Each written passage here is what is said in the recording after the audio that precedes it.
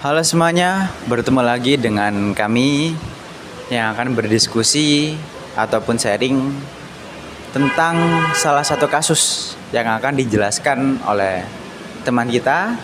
Dan tidak usah berlama-lama, langsung saja waktu dan tepat saya berikan kepada Kak Denny. Assalamualaikum warahmatullahi wabarakatuh. Saya atas nama Denny Feliciano Marsal. Di sini saya mau menyampaikan materi tentang bully atau kasus perundungan, tindakan kekerasan dan penindasan yang disengaja dan berulang yang dilakukan oleh salah satu orang atau kelompok yang lebih kuat terhadap individu yang lebih lemah, baik secara fisik, verbal maupun sosial. Karakteristik bullying itu bisa menimbulkan kayak tindakan yang dilakukan niat menyakiti atau perundungan secara mental. Jenis-jenis bullying itu adalah verbal, menggunakan kata-kata kasar, menghina, mengejek atau mendiskriminasi salah satu pihak. Yang kedua dari bullying itu adalah bullying fisik. Fisik itu melakukan kekerasan seperti memukul, menginjak, menendang atau melakukan kekerasan terhadap suatu orang. Yang kedua itu adalah bullying secara sosial. Sosial itu seperti kita mengejek, standarisasi bully atau standarisasi orang yang dibully seperti dari muka, penampilan, fisik, itu termasuk semua di bullying. Yang kelima adalah bullying cyberbullying, yaitu adalah bullying di media sosial yang sangat parah di era modern ini, yang membuat orang tidak percaya diri terhadap dirinya sendiri dan tidak percaya kepada orang lain, yang menimbulkan bullying ke dirinya sendiri. Dari situ saya mau membahas kasus yang pertama, itu adalah kasus yang baru-baru terjadi di Indonesia, adalah kasus di universitas ternama di Indonesia, yaitu Universitas Udayana, yang salah satu korbannya atau salah satu mahasiswa yang di Universitas Udayana yang namanya adalah Timothy Anugrah Saputra, mahasiswa Udayana atau yang meninggal setelah terjatuh dari lantai 4 gedung di Universitas Udayana. Ini sangat-sangat bagaimana ya? Sangat-sangat menyita mata masyarakat terhadap era modern sekarang. Awalnya gimana? Awalnya itu ada 8 orang, termasuk si korban juga atau Timothy. Itu dirundung sampai dia itu tidak percaya diri karena bagaimana ya? Mereka itu merundung dari fisik, mental, semua, sampai di media sosial pun mereka masih merundung. Di situ timbullah rasa kayak tidak percaya diri dari Timothy. Habis itu mentalnya rusak lah. Bisa membuat mental suatu orang itu sampai down banget. Dan di situ sangat-sangat penting tindak lanjut dari pemerintah. Kenapa bullying ini bisa marak sekali di Indonesia? Dari situ ada tanggapan dari Mas Al? Kalau dari saya, tanggapan mengenai bullying ini tadi, sebelum merujuk ke kasus yang terjadi kepada Timothy ini yang di universitas, secara besar semua orang pasti tahu apa itu bullying, dan entah pernah jadi pelaku maupun korban ya. Secara sadar maupun tidak sadar, bullying itu terjadi karena mereka merasa berbeda. Mereka merasa kayak lebih baik, lebih tinggi, sombong gitulah ya. Di kalangan manapun pasti ada. Tetapi hal seperti itu juga ada faktor kenapa mereka membuli. Kadang seseorang sadar membuli itu karena salah satu alasannya ingin terlihat keren ataupun ingin terlihat dari teman-teman lain, bahasa lainnya diakui gitu. Kayak oh ini aku loh, aku bisa begini, aku bisa begitu. Jadi kayak wah dia bisa seperti itu ya, jangan anu deh sama anaknya, kita temenan aja gitu ya. Intinya diakuin gitulah ya. Banyak faktor, itu salah satu faktor. Kemudian untuk orang yang dibully ini atau korbannya, rata-rata kebanyakan yang dilihat salah satunya dari kepribadian mereka ya. Karena entah tidak sefrekuensi, tidak cocok, atau kayak beda dari diri kita gitu. Kita bisa kumpul sama orang banyak, dia sendiri, dia nggak bisa berbaur, dia nggak bisa ini itu. Nah orang-orang yang bisa berbaur ini dikit banyaknya punya pemikiran kenapa sendiri, kenapa nggak bisa, nolep kah atau bagaimana gitu. Banyak pemikiran-pemikiran, dikit banyaknya ada pemikiran negatif. Nah korbannya sendiri selain dilihat dari kepribadian, juga bisa dilihat dari fisik yang sudah dikatakan oleh Mas Denny tadi. Entah mohon maaf terlalu berisi gitu ya, kemudian juga tidak terlalu tinggi gitu ya. Intinya banyak kekurangan di fisiknya yang terlihat padahal dia normal, maupun orang yang tidak normal lagi gitu loh. Nah tanggapan kakak terhadap bullying ini itu tingkat toleransinya, tingkat kepribadian yang baik mereka itu kurang, terutama sampai kejadian untuk Timothy ini yang di universitas. Orang-orang yang membuli Timothy, mohon maaf, orang-orang yang membuli Timothy ini mereka tidak sadar bahasanya apa yang telah mereka lakukan itu sebuah diskriminasi, entah itu mereka tahu ataupun tidak.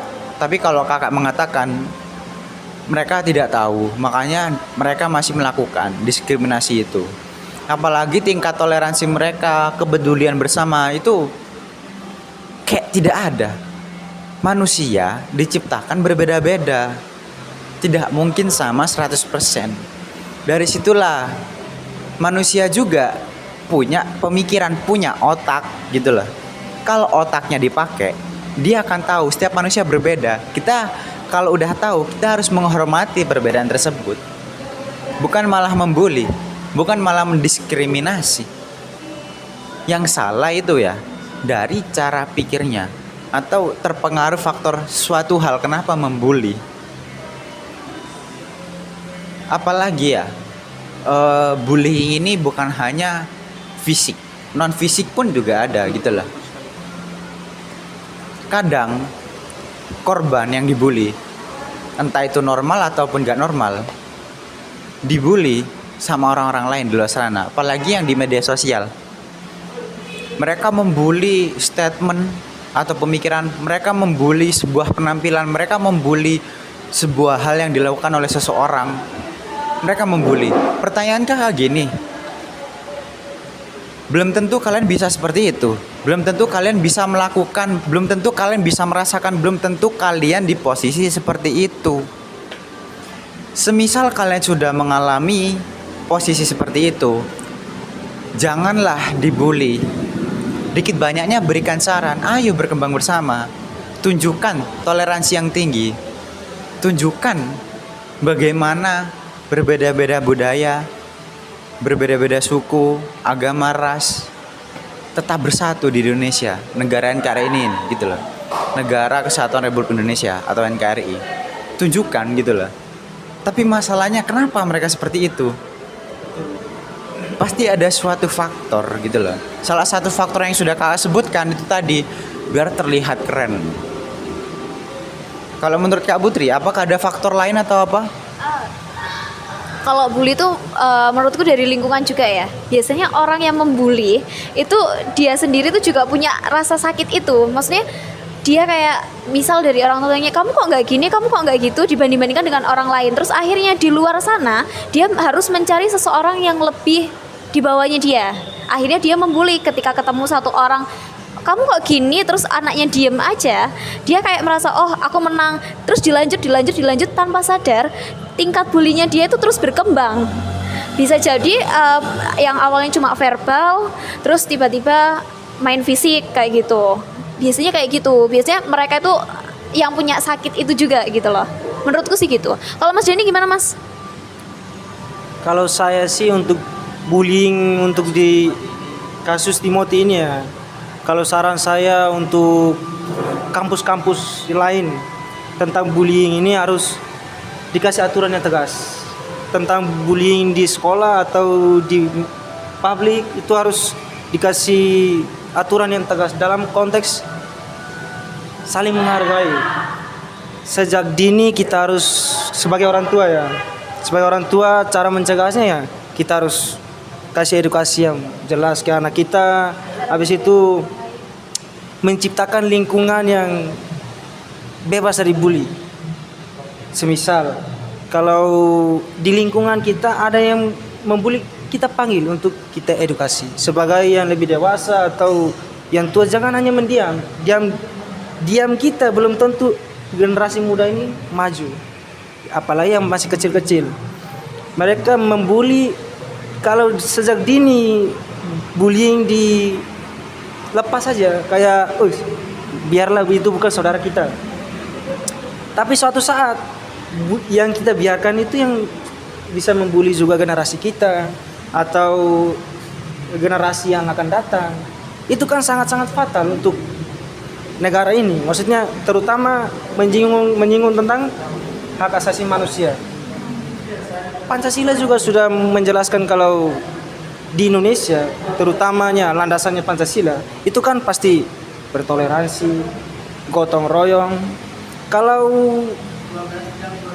sekarang kalau kita biarkan bullying, sikap gotong royong atau seperti kerjasama atau membangun sebuah edukasi yang kuat itu sangat-sangat susah, karena kebiasaan kita orang Indonesia membiarkan dia masih anak kecil, dia masih anak kecil, itu sangat-sangat fatal. Makanya kalau untuk saya sih dari kasus Timothy, karena apalagi kampus yang ternama ya, pendidikannya tinggi, tapi dengan adanya kasus bullying atau bully di kampus itu sangat-sangat fatal terhadap mahasiswa, terutama mahasiswa yang mohon maaf ya kayak proporsi tubuhnya nggak ideal atau bentuk mukanya nggak terlalu cantik atau ganteng. Itu kan pasti jadi bahan cemooh. Tapi kalau kita tidak edukasi dari dini, cemooh kita itu kita anggap biasa, tapi sangat-sangat berdampak kepada orang lain. Contohnya kayak Timothy. Habis itu kasus yang di Malang sekarang, bullying juga di Malang sangat-sangat tinggi. Terutama kayak semisal kita pergi ke kampus lah, kita lihat ada salah satu teman kita pasti ada yang kita cemooh terus. Pasti itu adalah kebiasaan yang buruk, tapi karena kita dari dulu sejak dini tidak diedukasi kalau bullying itu sangat fatal, ya kita anggap biasa, dan itu jangan sampai terjadi di generasi berikutnya. Harus di stop di generasi sekarang. Kakak Sangga ya, untuk bullying ini jika dikatakan stop, bukan tidak bisa, tetapi kembali lagi ke kesadaran masing-masing. Yang awalnya Denny bilang kalau bisa di kampus-kampus itu diedukasi soal bullying tadi gitu loh, ada peraturan gitu ya.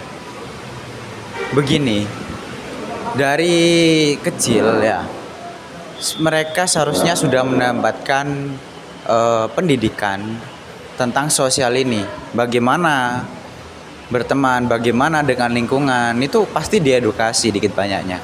Apalagi seorang mahasiswa ya di universitas, Mereka sudah bukan lagi anak-anak, bukan remaja yang masih umur 16-17, bukan. Mereka udah rata-rata umur 20-an mahasiswa. Kenapa saya mengatakan rata-rata? Karena lihat aja di angkatan kita, angkatan atas, mereka masuk tahun perkuliahan rata-rata, walaupun ada yang mengulang atau baru masuk kuliah, tetap kebanyakan masih anak-anak yang umur 20-an ataupun bisa juga kurang lebih 19 atau 21. Kan kurang lebih, bisa kurang bisa lebih. Nah, rata-rata lah 20. Orang-orang yang berumur itu bukan lagi disebut anak-anak atau remaja yang tidak bisa berpikir. Mereka seharusnya bisa berpikir, tetapi mereka itu cara berpikirnya itu terlena dengan zona nyaman. Apalagi sekarang udah internet mengglobalisasi. Mereka udah nyaman. Mereka nggak mau mempelajari hal ini hal itu. Bukan tidak mau. Mereka seharusnya ada kemauan, tetapi bahasanya itu begini. Niatnya di mana gitu loh. Mereka harus mempertanyakan gitu loh. Saya siapa dan bagaimana cara bersosialisasi gitu loh. Yang namanya manusia butuh manusia lain. Janganlah mendiskriminasi gitu loh. Di sila Pancasila ada sila persatuan. Ayo tunjukkan persatuannya. Jadi dari diri sendiri. Kemudian saya kasih tanggapannya dari Mas Denny tadi. Kalau bisa dari sejak dini udah dikasih edukasi soal bullying ini, janganlah bully atau stop itu ya. Begini ya, tidak semua keluarga utuh. Kadang ayah tidak ada atau ibu tidak ada dari kecilnya, semenjak kecil ya. Otomatis dia harus sama ibu doang atau ayah, atau bisa dua-duanya nggak ada sama kakek atau sama siapapun. Banyak keluarga-keluarga yang nggak utuh. Keluarga yang utuh saja ya, mereka cara mengajarkannya itu tidak sepenuhnya paham bagaimana ilmu parenting seorang anak gitu loh. Orang bahasanya dari kecil sampai besar, nanti bulinya dibiarkan, itu lama-lama kan berkembang. Caranya kan dari orang tua, sekolah, lingkungan dan lain-lain. Tapi pertanyaannya, apakah kolaborasi ini untuk meningkatkan generasi bangsa dari kecil sampai besar sudah bagus, sudah pas, sudah tepat? Masalahnya masih banyak sampai saat ini kasus-kasus pembulian, terutama yang paling parah kasus universitas. Itu padahal orang yang sudah bisa berpikir tapi masih membuli gitu loh. Mereka tidak memikirkan saya di sini ngapain, nanti kedepannya bagaimana. Mereka malah kebanyakan mengurusi urusan hidup orang lain. Hidupnya sendiri apakah diurusin gitu loh. Ada yang lebih parah. Jadi kalau kita ngomong bully itu bukan cuma di tingkat universitas. Nanti kalau kerja itu ada tingkat bully dalam lingkungan pekerjaan. Itu ada dan itu biasanya lebih parah. Aku nggak bisa nyontoin. Tapi masih ada kayak gitu. Dan pembulian itu bukan cuma dari sekolah aja, bukan dari anak TK, SD, SMP, kuliah. Bahkan di lingkungan rumah bisa, dalam rumah pun bisa. Ibu membuli anaknya, ayah membuli anaknya, bisa, iya kan? Dengan membeda-bedakan antara dia dan saudaranya, itu kan sudah bentuk pembulian, iya kan? Begitu. Kalau menurutmu itu sebuah pembulian, menurut kakak itu adalah tidak semua anak sewaktu kecil bisa memikir jangka panjang. Kadang orang tua membandingkan itu, kita diberikan mereka itu berharap kepada kita gitu loh, bisa agar lebih baik ke depannya. Tapi kita masih nakal, nggak nurut atau apa gitu loh. Mereka itu membanding-bandingkan karena mereka itu udah capek gitu loh, sampai membandingkan. Padahal nggak perlu membandingkan. Parenting yang bagus itu menegaskan kepada anak salahnya di mana, perbaikannya bagaimana, manfaatnya apa, nanti dapat apa, tujuannya gimana gitu loh. Nah, tapi rata-rata orang udah males seperti itu karena berbelit-belit. Padahal parenting juga perlu, malah membanding-bandingkan. Tapi kalau tadi Kak Putri bilang bahasanya itu bully, saya kurang setuju ya gitu loh. Tapi ya balik lagi ke opini masing-masing gitu ya. Kalau dari kakak kakak nggak setuju itu disebut bully.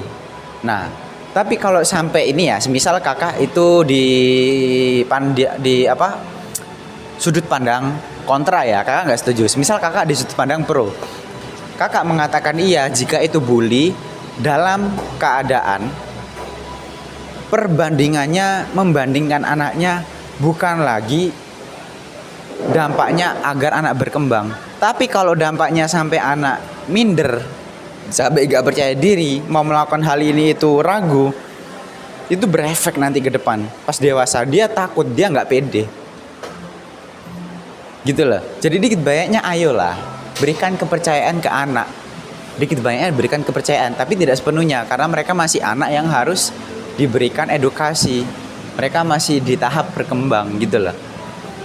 Nah terus kalau dari Putri soal di dunia pekerjaan juga ada. Kalau menurut kakak untuk pembulian di dunia pekerjaan itu kakak jawab dulu ya, kakak nggak setuju. Karena di sisi lain kakak punya pemaknaan.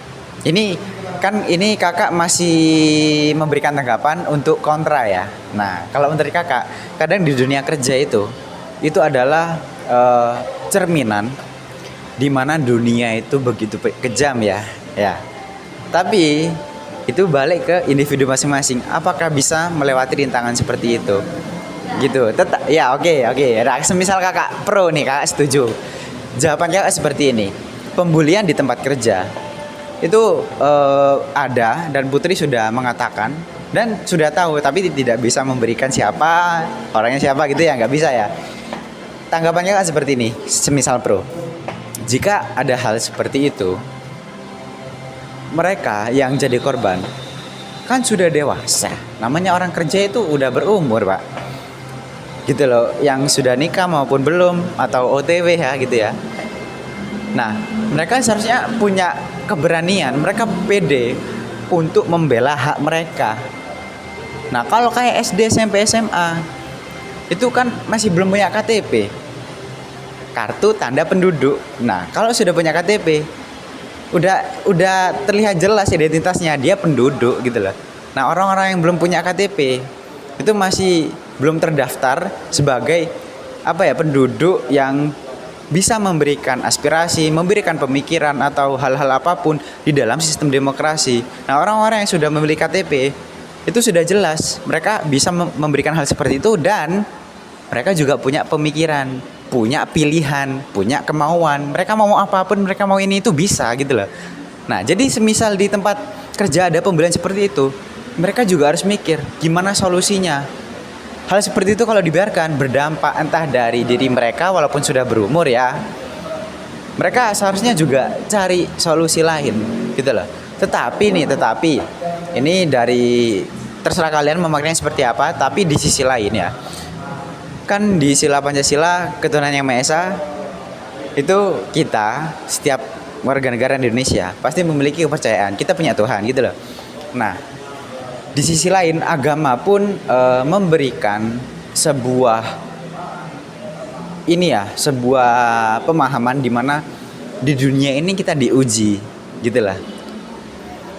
Nah dan ujian itu perantara. Siapa perantaranya? Manusia ini.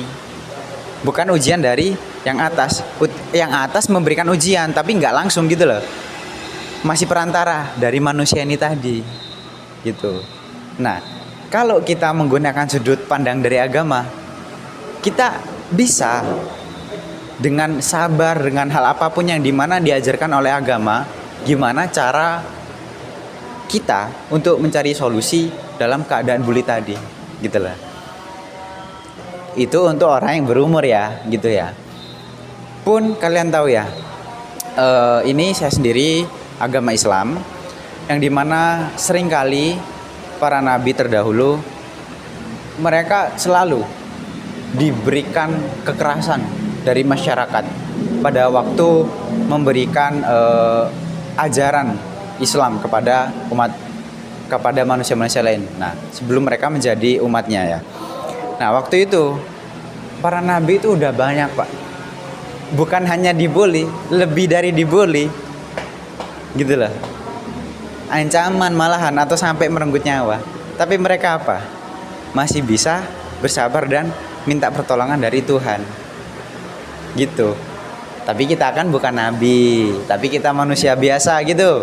Nah, yang dimana kita juga punya apa ya, hak lah, apalagi di negara ini kita juga harus menjunjung tinggi hak kita gitu.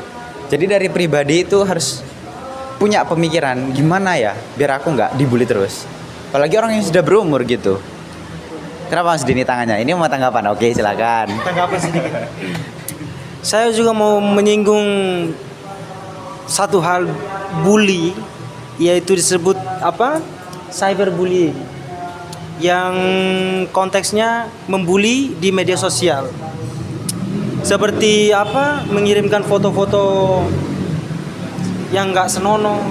Itu kan sudah tindakan yang sangat-sangat mengganggu dan bikin suatu mental orang down. Dan mengunggah konten-konten vulgar tanpa sepengetahuan pemilik. Itu juga salah satu bullying yang sangat parah. Bisa menyebabkan korbannya depresi. Yang paling parah sampai bunuh diri. Kalau trauma pasti trauma. Itu yang sangat-sangat, kan sekarang banyak sekali beredar video-video yang seperti dua sejoli berpacaran melakukan hal having sex dalam tanda kutip, akhirnya putus dan ada videonya disebarluaskan. Akhirnya apa? Perempuannya bisa bunuh diri. Itu juga salah satu tindakan bullying yang sangat-sangat parah kalau menurut saya. Dan cara mencegahnya ya bagaimana?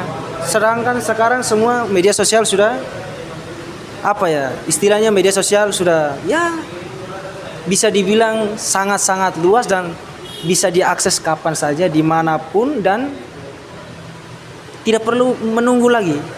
Mau dimanapun kita bisa membuli orang dengan cyberbullying.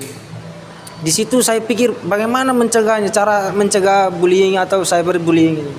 Itu sangat-sangat susah karena dari satu pribadi dengan pribadi lain yang saling terkait tapi mereka membuli. Kalau yang tidak terkait itu seperti kita mengomen di konten orang, menghina, mencaci, itu salah satu tindakan bullying yang bisa juga membuat orang sakit hati. Kan bullying itu kan semua konteks dalam mengganggu orang, memaki orang, memukul orang. Pokoknya segala bentuk tidak kenyamanan itu sudah masuk, kalau menurut saya sudah masuk di tindakan bullying. Itu makanya kadang-kadang ya saya omong aja di universitas lah, karena kita mahasiswa sangat-sangat banyak kasus yang sampai bunuh diri. Itu tidak jauh teman dekatin yang melakukan bullying terhadap temannya sendiri. Itu sangat-sangat parah kalau menurut saya. Dan sebisa mungkin yang tadi seperti Mas Al jelaskan harus diterapkan, atau yang saya tadi omong diterapkan tegas di kampus. Kalau bullying itu tidak boleh ada di kampus. Tapi ya kembali lagi ke mahasiswanya. Karena sekarang di era modern semua bisa kita lakukan dengan media sosial. Mau mencaci orang, mau pergi mana-mana kita olok juga orang tidak tahu kita. Itu sama aja sudah pelaku pembuli, tapi bagi kita ya biasa. Karena apa ya? Kita merasa diri lebih tinggi. Padahal ya biasa-biasa aja. Sedangkan di luar negeri sana sangat menjunjung apa ya?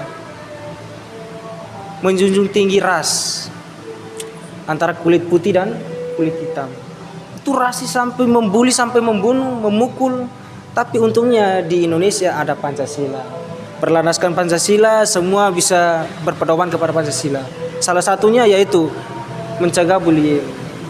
Dengan apa? Dengan ya kita menerapkan nilai-nilai pedoman di Pancasila seperti gotong royong, kerjasama, musyawarah, toleransi terhadap suku, agama. Banyak kasus di Indonesia yang kita tidak bisa sebut satu-satu ya. paling parah yang menurut saya sekarang sebagai mahasiswa ya kasus yang Timothy ini sangat-sangat parah itu. Sangat-sangat membuat, ternyata masih ada bully yang saking parahnya sampai mahasiswanya ini trauma sampai dia naik ke lantai di kampus loh itu, di dunia pendidikan itu. Bayangkan saja tidak trauma bagaimana orang-orang kampus sana atau mahasiswa sana. Dia lompat dari atas sampai bawah masih hidup, meninggalnya di rumah sakit. Coba Anda bayangkan rasa sakitnya itu bagaimana. Dan tidak sampai situ, almarhum Timothy ini kita lihat di chatnya itu, para pelaku ini padahal orang-orang berpendidikan, pintar-pintar, ada kedokteran, ada dari jurusan-jurusan yang bagus lah. Tapi bully ini menganggap fisik atau kita lihat manusia itu sangat-sangat kecil di mata kita. Karena apa ya? Tadi sudah dijelaskan oleh Mas Al, karena kita merasa sangat tinggi. Kita lihat orang itu kecil, dia ini apa? Saya ini apa? Terserah saya. Ya toh? Apalagi dari segi finansial, kalau kita tahu, dia ini miskin. Dia ini menengah ke atas. Pasti ada bentuk kayak bagaimana ya? Rasa mau membuli itu sangat tinggi. Karena tidak ada edukasi dari orang tua atau sejak kecil kita tidak diedukasi. Ya itu sih tanggapan dari saya. Mbak Putri masih ada tanggapan? Mungkin yang ngebuat maraknya pembulian juga itu salah satunya ini, kayak misal terjadi pembulian di suatu sekolah gitu ya. Biasanya sekolah itu kan menutupi kasus itu, iya kan? Kenapa? Karena mereka takut nama baiknya tercemar.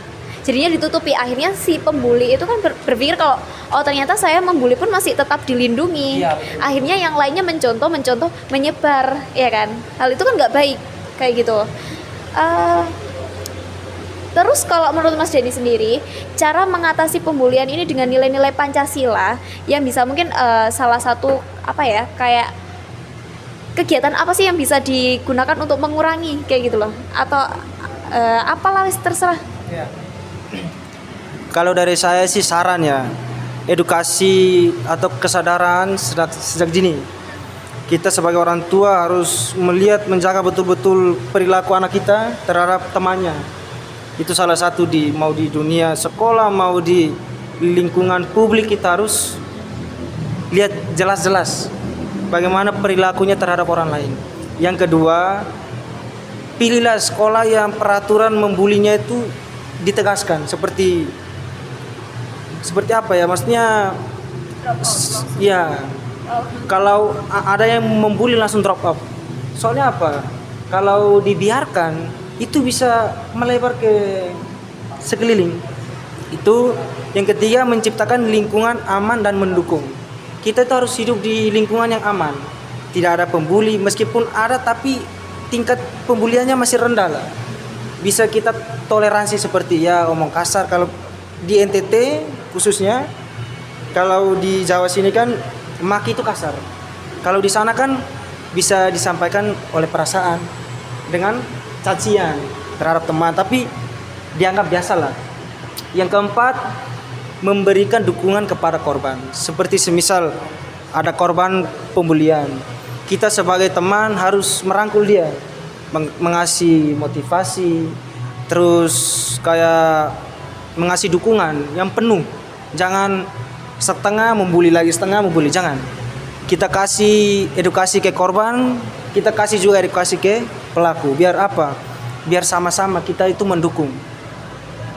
Soalnya apa? Membuli itu sangat-sangat merusak karir seseorang. Karirnya bisa menurun, semua bisa menurun. Sampai dia merasa diri itu, saya tidak berguna lagi di dunia ini.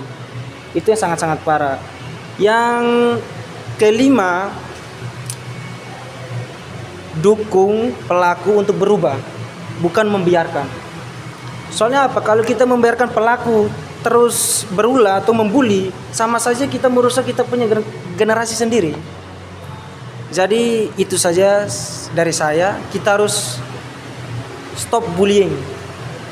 Jangan sampai ada bullying di kampus kita, karena itu sangat fatal. Begitu saja sih. Tutup. Baik, terima kasih dari tanggapan Mbak Putri maupun dari sebuah contoh kasus yang telah diangkat oleh Kak Deni. Nah, kurang lebih apa yang telah kita sampaikan, kita diskusikan, memang bullying itu tidak bagus dan benar-benar buruk ya lah ya. Jadi kesimpulannya untuk hal tersebut atau kasus bullying ini itu balik ke diri masing-masing, cara toleransinya maupun cara bersikap untuk sesama, apalagi sesuai sila Pancasila gitu lah. Untuk bagian persatuan kita harus bersatu, janganlah membuli. Jadi kurang lebih yang bisa kami sampaikan segitu saja. Bila ada salah kata mohon maaf. Saya akhiri. Selamat malam semuanya.